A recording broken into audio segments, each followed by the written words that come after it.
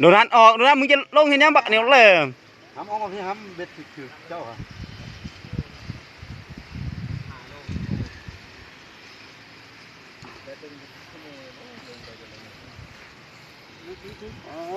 จะตัวฟิตกับโนมันก็อยู่ดึงเลยเอาเลยเดี๋ยวมันสิขึ้นปานเพราะมันเปิ้นหางได้เลยปลาพี่นะพี่โอ้ยอย่ามันเกาะแยงกระเป๋าเนี่ยบุเห็นหัวทำปนี้แต่กี่วันทำไม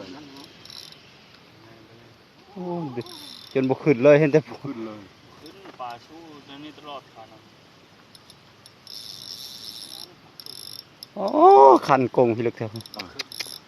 มันเลย6 โล 5 โลเอาเลยคันโน่ตายแล้วคือตา3 โลก็จักได้หรือบ่เนี่ย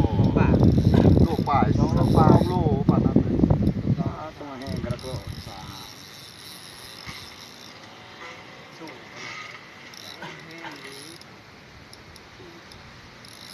โอ้ขันเกี่ยวขันพวกคันเดี๋ยวแนวมันนี่แล้วว่าเรือมันสู้เด้ต้องบ่ยอมง่ายอยู่